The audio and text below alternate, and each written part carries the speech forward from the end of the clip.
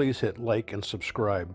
It lets myself and YouTube know you're enjoying these videos. Welcome to Mars or Bust. I'm Spaceman Dave, and this is episode 12, A Look Inside Starship. I've done a little bit of research, and this is my best guess at what I think Starship will end up with. Obviously, nothing's been built yet, and with Elon, everything is open to change. But with this in mind, we're going to take a look inside. Realize this is all only speculation on my part. With all the renderings I've seen, and the videos put out by SpaceX, it appears that the entry point of the ship will be approximately 1/3 of the way down from the nose. I personally don't think they're going to load all passengers and personal belongings through the airlock in the cargo bay level. I think there'll be an access point the next level up. This access point will only be used when they're on Earth. This would place the entry hatch approximately here. As it looks, Starship will have 8 usable decks, the lower deck being for cargo. Deck 2 is the entry point, as well as crew storage and sleeping area. Deck 3 and 4 are the cabin areas. These areas can be configured as needed, either for launch and landing seating or sleeping and personal area. Level 5 could be the med bay and the laboratory and also hydroponics. Deck 6 would be the galley and dining area. And Deck 7 would be the recreation, the meeting, and the viewing area. And finally, Deck 8 would be the flight deck and cockpit. Okay, now that we've got that, we're going to start our tour on Deck 2 entry hatch.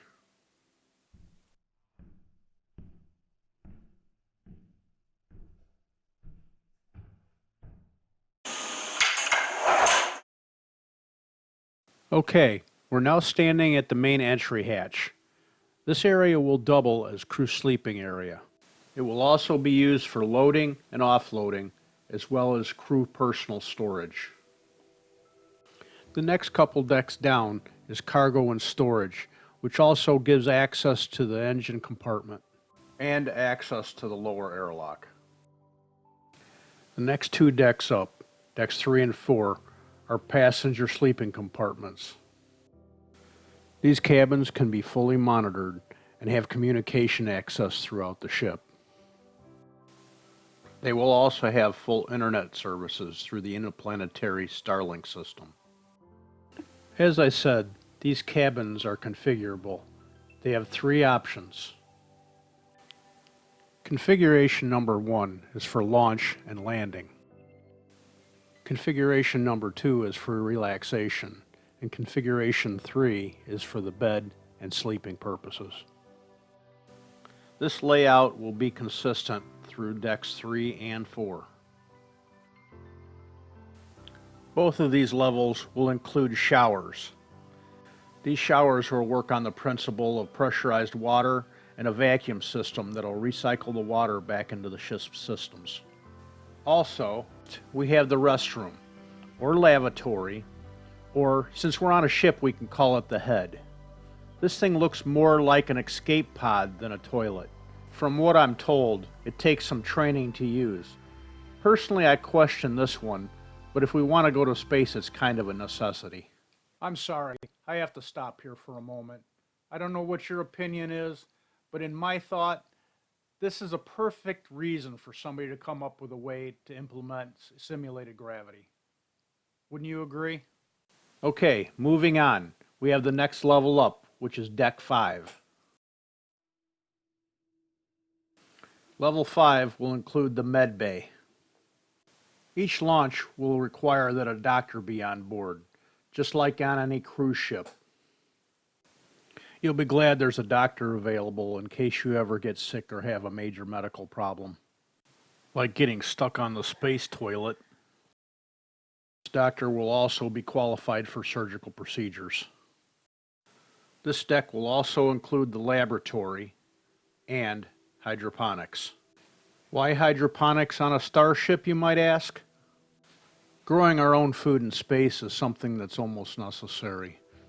Stopping at a roadside stand like we can do on most days is something that becomes commonplace. But for a space traveler, biting into that apple or a freshly grown tomato would be like heaven itself. Especially after having to eat this stuff for months on end. Doesn't that freeze-dried ice cream look yummy? Okay, now up to Deck 6, the galley and the dining area. As we step up into the dining area, this is what we see. Oops, sorry guys, that was the cruise ship we were on last year. Here you go. This is actually beef steak and spinach. Oh, and it's not all you can eat, sorry. And this is where they serve that yummy freeze-dried ice cream. Okay, now we're headed up to Deck 7. Deck 7 is a recreational area. It's also where the crew and passengers will have their meetings, as well as this is the viewing deck. And this is what makes that escape pod and the freeze-dried ice cream all worthwhile. Okay, we have one last deck to look at. My favorite, Deck 8, the flight deck. Okay, this deck houses all the electronics, flight controls, and nav systems for the ship. It also houses all the Tesla batteries needed to run the ship. There's also an airlock on this deck for emergencies and exterior repairs. And finally, the cockpit. This is where all the magic takes place. What I wouldn't give to be that person. Well, not a woman anyway, but the person. Thought I better clarify that one.